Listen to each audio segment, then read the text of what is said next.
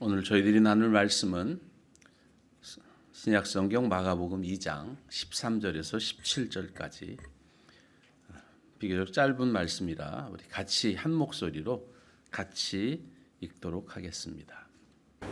예수께서 다시 바닷가에 나가시매 큰 무리가 나왔거늘 예수께서 그들을 가르치시니라.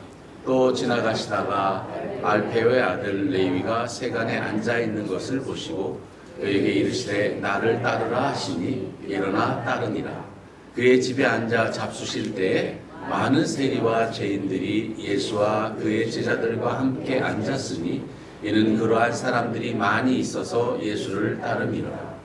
바리새인들의 서기관들이 예수께서 죄인 및 세리들과 함께 잡수시는 것을 보고 그의 제자들에게 이르되 어찌하여 세리 및 죄인들과 함께 먹는가? 예수께서 들으시고 그들에게 이르시되 건강한 자에게는 의사가 쓸데없고 병든 자에게라야 쓸데있느니라. 나는 의인을 부르러 온 것이 아니요 죄인을 부르러 왔노라 하시니라. 아멘. 기도하겠습니다. 하나님 아버지, 신년 첫 주일을 맞이할 수 있도록 인도해 주셔서 감사합니다.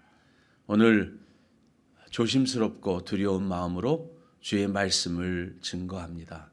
말씀을 전하는 저에게 성령의 능력을 입혀주시고 듣는 우리 성도들에게 성령께서 들을 길을 허락해 주셔서 전하는 자 듣는 자 피차가 하나님의 말씀의 은혜가 되는 복된 시간 되게 하여 주옵소서.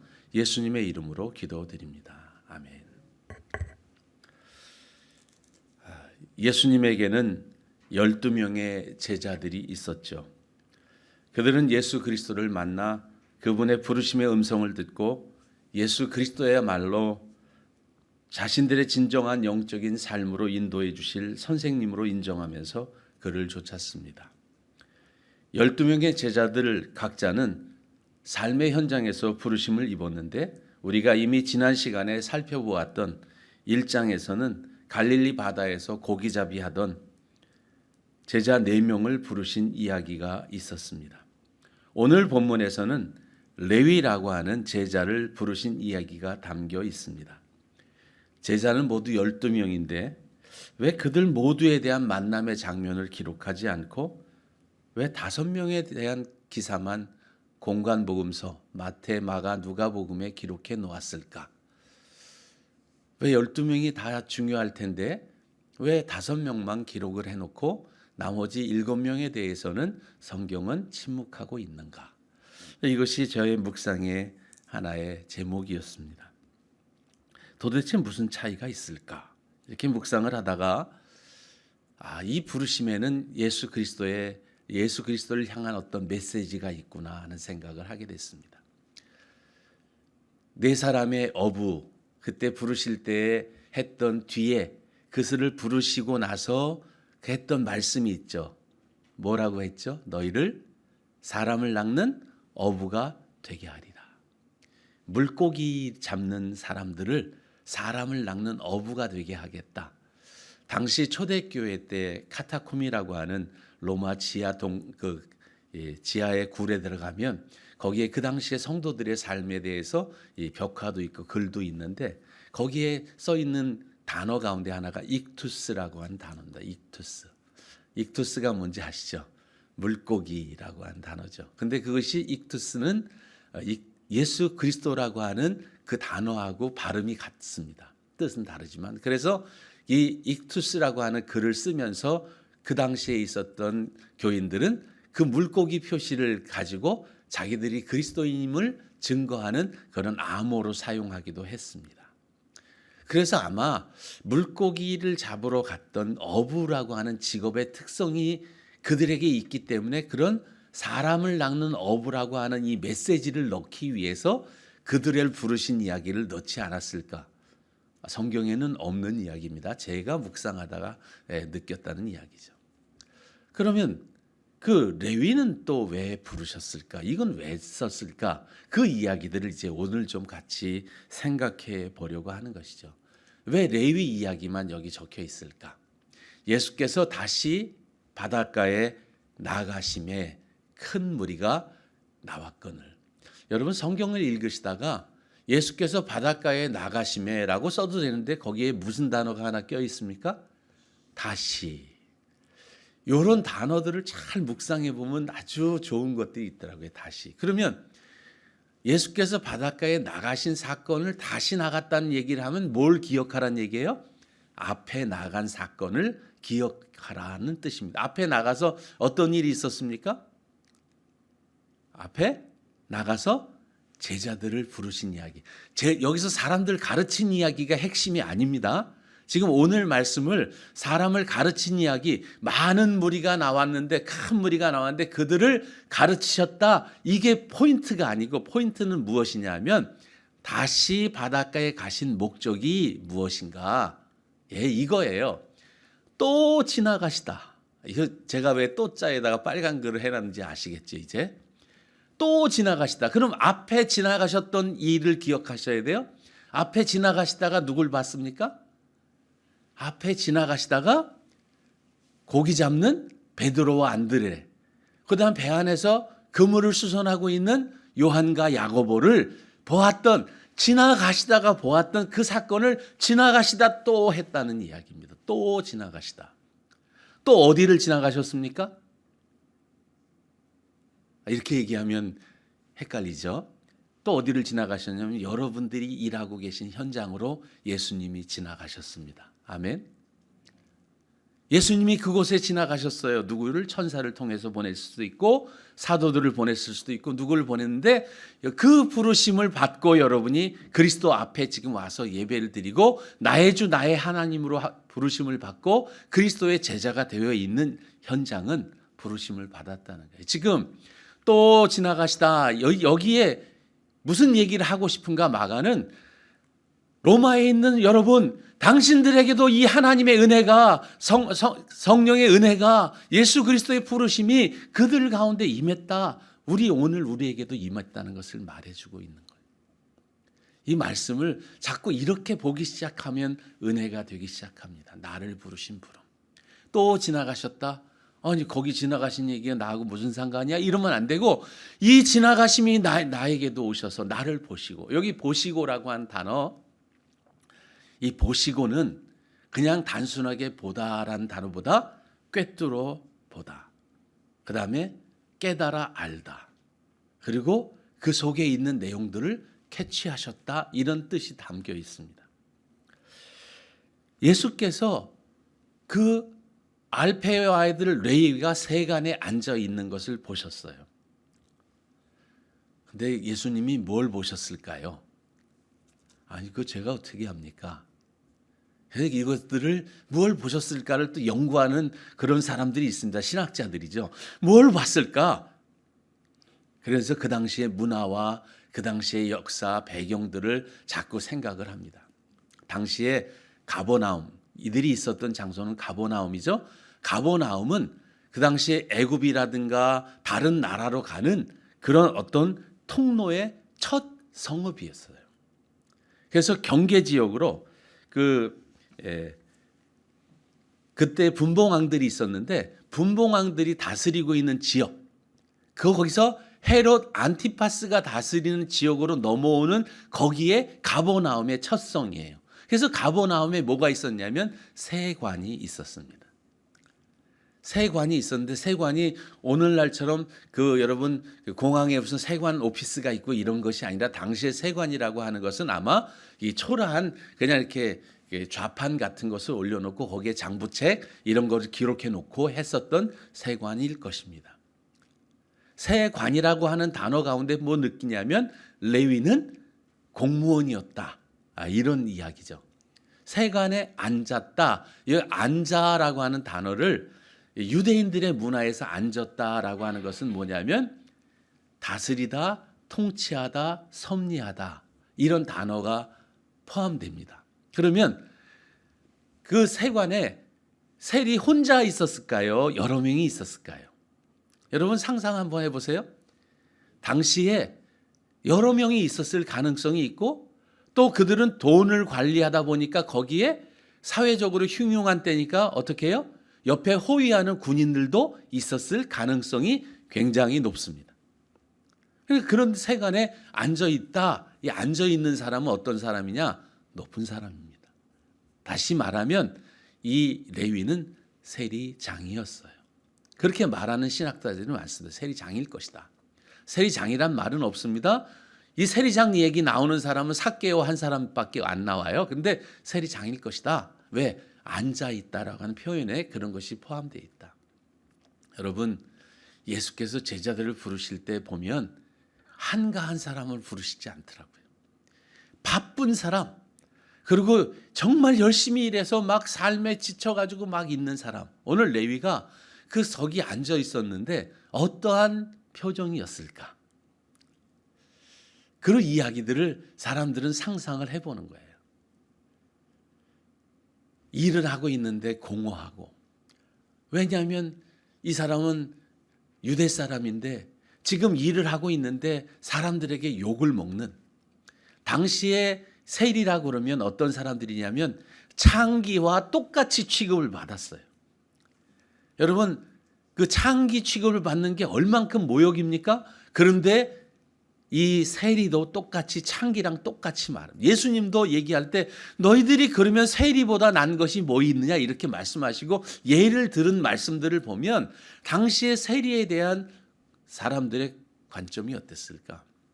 벌레 본 것보다 더 심하게 아주 징그럽고, 저기 세리 있다 그러면 돌아가고, 심지어는 오늘 본문에 세리하고 밥 먹는 것조차 금지되어 있는, 심지어 당시의 세리들은 어땠냐면 유대인 공동체에 참여할 권리가 박탈됐고 증인도 설 수 없었던 사람이 세리였습니다. 그런 비참한, 그런데 여러분 오늘 잔치를 베푼 장면을 보십시오. 돈이 많습니다. 왜요? 세리다 보니까 돈이 많아요. 그리고 그 당시에 세리들이 왜 그렇게 됐는가? 유대 문화를 가만히 생각해 보시면 세리는 당시에 두 종류의 세리가 있었습니다. 한 종류의 세리는 지금 로마에서 임명한 그 세리, 그런 사람들은 비교적 쉬운 세, 받기 쉬운 거 있죠. 그 인두세 같은 거, 사람 한 사람 매기는 세금, 이런 것들. 그다음에 그 요즘 말로 하면 뭐 주민세 같은 거죠. 사람 보면 그냥 내라. 이런 국세 성격은 그 로마인들, 주로 이 관원들이 돈을 받았고요. 그거 말고 간접세, 통행세라든가요.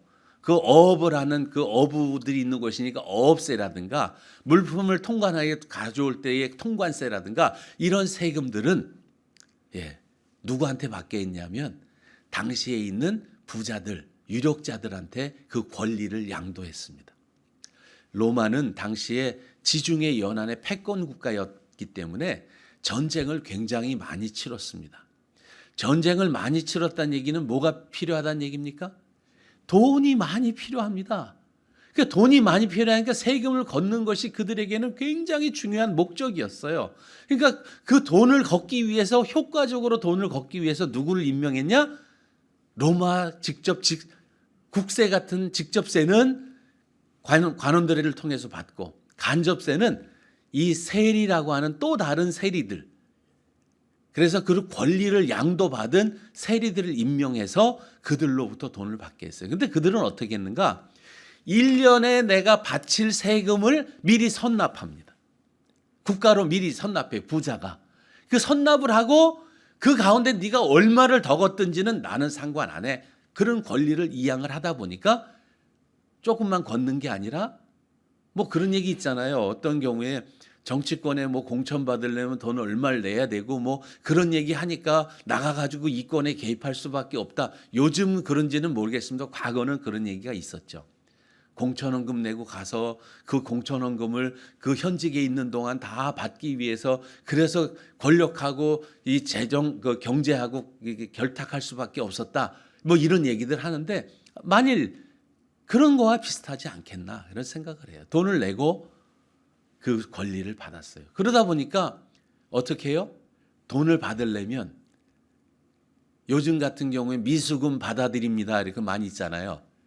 미수금 받아들입니다. 그런 사람들은 제가 크리스마스 때 보여드린 것처럼 이렇게 문신하고 있는 사람들 옆에 이렇게 대동하고 다니잖아요. 용역 하시는 분들, 그분은 뭐 실력 행사는 안 하더라도 괜히 당시에 그런 부자들은 개인 사병을 고용해서 그런 군인들하고 같이 다녔을 가능성이 되게 많습니다. 왜냐하면 돈을 취급하고 욕 먹는데 누가 길을 가다가 돌 던지면 맞아야 되는 상황 아니겠습니까? 그 민족의 반역자라고 하는 사람들이 그들이 어떻게 활보하고 다녔겠어요? 그러니까 그런 비참한 유대인이면서도 유대인이지 못한 하나님의 백성이면서 하나님으로부터 떠나 있는 이 레위, 이 사람의 이름이 뭐냐면 성경적으로 보면 마태입니다. 마태. 예, 마태. 마태복음 9장 9절에서 11절 보면 예수께서 그곳을 지나가시다가 마태라 하는 사람이 세간에 앉아 있는 것을 보시고 이르시되, 레위하고 마태는 같은 사람입니다. 마태복음 9장 마태가 기록한 사람, 그 자기는 마태로 개명을 했으니까 마태라고 쓴 거예요. 그런데 이 마가는 레위라고 쓴 거예요. 그러니까 마태복음의 저자 레위, 그 사람이 세관장이었다는 거예요. 자, 음식을 집에서 잡수시는 잔치자리예요. 잔치자리에 누가 왔습니까? 예.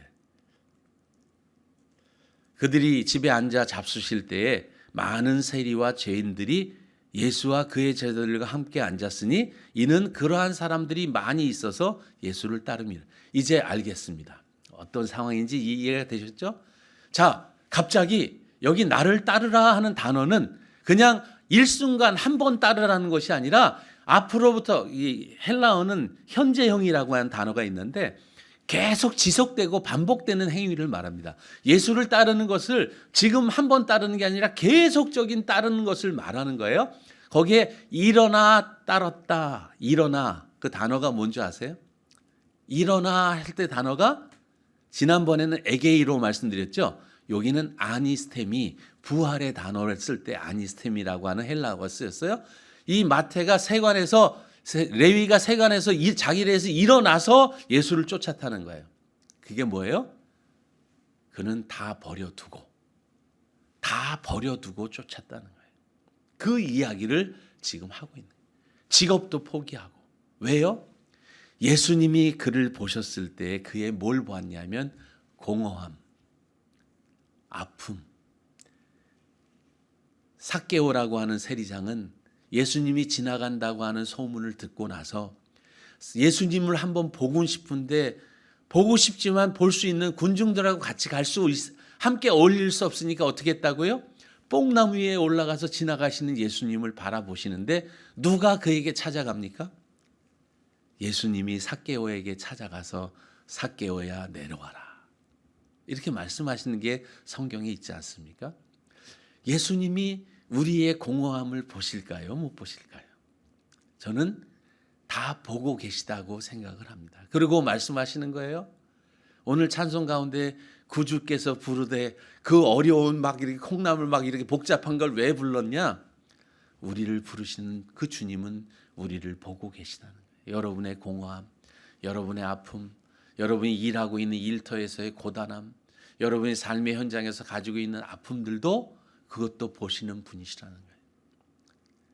근데 그분 말씀하시는 거예요. 일어나 나를 따르라. 레위에게 그렇게 말씀하세요. 너 공허하지? 이런 얘기도 안 하시고 그냥 일어나 나 따르라. 그랬더니 벌떡 일어나 따라. 최면술사로 그냥 뭐 최면 걸어서 일어나 나 따라라 그랬더니 졸졸졸 따라갔다는 얘기가 아닙니다. 이렇게 목이 이럴까요? 아닙니다. 그 말은 뭐냐면 자기를 알아주시는 선생님의, 나를 인정해 주시고 나를 받아주시는 그분의 음성을 듣고 따른 것이죠. 그런데 오늘 잔치가 벌렸어요. 이 잔치는 무슨 잔치일까요? 잔치 벌렸네. 무슨 잔치 벌렸을까요? 송별식. 이제 그만두잖아요, 세리. 지금 송별식 하고 있습니다. 또 어떤 거예요? 취임식. 예수님의 제자들도 모여 있습니다. 송별식이면서 동시에 이 취임식 동시에 하고 있는 거예요. 세리들한테는 이임식이고 예수님의 제자들하고 함께 있을 때는 예수님의 제자들 입장에서는 뭐예요? 새로운 입회 환영식이 되겠죠. 이런 식사를 하고 있는데, 근데 여기에 오늘 설교 제목이 뭐라고요? 누가 죄인인가? 예. 지금 많은 세리는 이해가 됐어요. 근데 죄인들 누굽니까? 자, 여러분 성경 읽으실 때 예수님 알고 제자들 알아요? 많은 세리들, 그게 동료들이었을 것이다. 이해가 됐어요. 죄인들 누굴까요? 생각을 혹시 해보신 적이 있으신가요? 누굴까요? 이런 생각을 해보셔야 돼요. 그럼 창기들이 어디서 와가지고 세리들이 잔치했다니까 기생들이 와갖고 파티를 도우기 위해 했던 사람들이었을까요? 그럼 이제 해석이 어떻게 되냐면 예수님도 옆에 파트너를 앉혔다 이렇게 되는 겁니까? 그런 거 아닙니다. 이 세리와 죄인이라고 한 단어는 누가 붙인 단어죠? 예수님이 붙여준 단어입니까? 서기관 바리새인들이 붙인 단어입니까? 당시에 세리를 죄인이라고 했던 사람들은 누굽니까? 당시의 사회, 당시의 율법, 당시의 종교 지도자들이 저 사람들은 죄인이라고 아주 낙인을 찍었던 것이죠. 세리, 죄인이야. 그럼 여기에 두 부류의 세리 및 죄인들 어떤 것이냐? 학자들이 이렇게 말해요. 이 세리는 그런 공적인 세를 받는 사람들, 이 죄인들은 뭐냐면 그 권리를 양도받아 갖고 세를 받아 먹었던, 똑같이 세리 취급받았던 그 죄인들. 유대 민족을 이방에게 팔아넘기고 자기의 치부와 재산 형성에 지름 그런 목적으로 사용했던 그들을 향해서 당신은 죄인이라고 말했어요. 예수님은 이렇게 말씀하십니다. 그들이 죄인이다 아니다, 죄인 논쟁을 하시는 게 아니라 누굴 위해서 왔다고요? 나는 죄인을 위해서 왔다. 오늘 많은 경우에 누가 죄인인가라고 저는 말씀드리면서 누가 죄인이지? 누가 죄인이라고 결정하는 거지? 율법이 저 사람들은 죄인이야. 율법을 어긴 사람들, 주일날 예배 안 나오고 들로 이렇게 캠핑 가고 놀러 간 사람들이 죄인일까요? 그건 종교적인 얘기죠. 예수님 말씀하신 죄인은 누굴까요? 그럼 예수님 말씀하신 죄인은 세상의 모든 사람이 다 죄인입니다. 그 죄인들을 위해 이 땅에 오셨다는 이 메시지를 하면서 율법이 말하는 죄인, 물론 모든 사람이 죄를 범하였으면 하나님의 영광에 이르지 못했다, 그 얘기가 아니라 우리가 일반적으로 종교 생활을 안 해서 유대인들이 말하는 율법을 안 지켜서의 죄인이 아니다. 여기 범법자들 죄인이 아니잖아요. 이들이 범법을 했습니까? 범법을 했으면 로마가 그냥 돕겠습니까? 범법을 한 게 아니라 이들은 당시의 법에는 합당한 일을 했지만 종교인들이 봤을 때 그것을 율법을 어겼다고 해서 죄인으로 말했던 것처럼 누가 그 사람을 죄인으로 고백하고 그 사람을 죄인으로 이렇게 낙인 찍고 할 수 있는 권리와 그런 모든 것들이 사람에게 있지 않다는 거예요. 예수님께서는 뭐라고 말씀하시냐면 나는 죄인들을 위해서 왔다는 거예요. 그러면 우리는 내가 죄인임을 고백할 때에 주님이 나와 관계가 되신다는 이야기입니다. 내가 죄인입니다. 내가 그렇습니다. 나는 죄인입니다. 하나님의 은혜가 없으면 안 됩니다. 나는 하나님의 은혜가 아니라면 나는 방법이 없는 사람입니다. 나는 오직 하나님의 은혜만이 있어야 되는 사람입니다. 그런 사람이 누구였다고요? 레위, 마태, 야고보와 요한, 베드로와 안드레가 그랬던 것이죠. 그래서 그들은 예수님을 쫓았습니다. 그럼 쫓은 그들은 죄가 없을까요? 그렇지 않습니다. 우리는 죄인이고 우리는 부족합니다. 늘 연약합니다. 그런데 우리들 주님께서 우리 안에 오셔서 우리를 그 하나님의 사람으로 만들어 가시고 결국 하나님의 백성으로 완성시켜 가시는 그분의 열심이 나를 오늘 만들어 가는 것이죠. 나한테 무슨 의의가 있겠습니까? 나는 의의가 없습니다. 오늘 주님께서 이렇게 말씀하시는 거예요. 나는 죄인을 위해서 왔다. 내가 죄인임을 고백하고 늘 나를 십자가에 못 박고 나를 주님 앞에 내려놓고 내 안에서 주인 되시는 그리스도가 내 안에서 드러나게 하는 사람이 진짜 의인이다. 이 이야기를 주님은 하시는 거예요. 나는 죄인을 부르러 왔다. 저는 이 말씀을 보다가 이런 생각을 했습니다. 주님이 오늘 우리에게 말씀하실 때 나는 뭐라고 말하는 거예요? 목사님, 목사님 죄인입니다. 그러면 내가 죄 짓는 거 봤어요? 이렇게 얘기하겠죠. 우리는 내가 죄 있다라고 말하면 우리는 화부터 납니다. 누가 아니 왜 그렇게 하세요? 그러면 아니 내가 뭘 잘못했다고요? 이렇게 얘기가 되는 거죠. 그런데 진짜 그것은 제가 원래 죄인이라 부족한 게 많은데 뭐가 또 문제였나요? 알려주십시오. 제가 고치겠습니다. 이러면 되는데 부부싸움 할 때도 보면 이래서 많이 다투잖아요. 여러분들은 부부싸움을 잘 안 하셔서 저도 잘 안 합니다만은 이렇게 잘 이해 안 될 때 내가 죄가 없다고 생각하고 내가 의인이라고 생각할 때 우리는 다 배척하게 돼 있어요. 저도 말씀을 듣다가 이 이야기는 나에게 주시는 말씀이구나. 죄인을 부르러 왔다. 야 성출아, 너 죄인이잖아. 너 부르러 왔거든. 근데 너 한 번 그렇게 해서 너 구원 받아서 물론 내가 죄를 다 씻었지만 너 여전히 부족한 게 많잖아. 너 늘 나와 동행해야 되잖아. 네, 맞습니다. 저는 늘 부족합니다. 그런데 우리 문제는 뭐냐면 한 번 구원받은 우리 백성들은 구원을 다 받아놨기 때문에 부족함이 없는 줄 안다는 거예요. 우리는 다 의인인 줄 안다는 거예요. 우리는 어떤 사람이에요? 구원받은 죄인. 밖에 있는 사람은 어떤 사람이에요? 구원받지 못한 죄인. 죄인을 부르러 왔다. 그들이 하나님의 은혜 앞으로 나올 수 있는 그 부르심을 가지고 이 땅에 오신 주님을 받아들여야 되는데 문제는 내가 죄인임을 잘 모를 때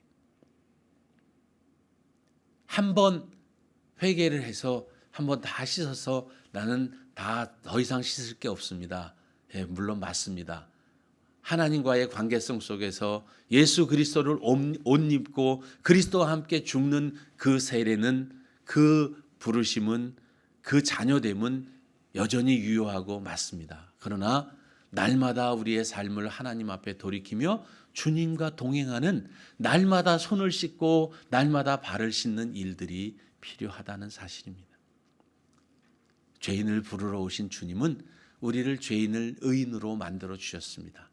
그래서 우리를 어떻게 했냐면 건강한 삶을 살 수 있도록 날마다 주님과의 신선한 관계 속에서 건강한 삶을 살기를 원하시고 있습니다. 사랑하는 성도 여러분, 오늘 여러분들을 이 땅에 부르시고 여러분들을 하나님의 가족으로 맞아주셨습니다. 식사를 한다는 것은 당시의 식사는 가족을 삼았다라고 하는 의미입니다. 유대인들에게 식사는 함께 식사한다는 것은 아무나 안 합니다. 지금도 유대인들은 아무하고도 식사 안 합니다. 가족들, 내가 당신을 우리의 가족으로 받아들입니다. 그런 사람들을 하고 식사를 하는데 예수님이 성경에 보면 식사하는 얘기가 굉장히 많이 나와요. 함께 식사했다, 식사. 유대인 공동체는 식사, 그들 못 먹어서 그랬던 것이 아니라 식사의 의미가 그런 것이죠. 예수님은 그런 가족으로서의 함께 식사하고 나눔을 원하세요. 여러분, 여러분의 삶에서 주님과 식사하십시오. 여러분하고 주님하고 같은 가족으로 살아가십시오.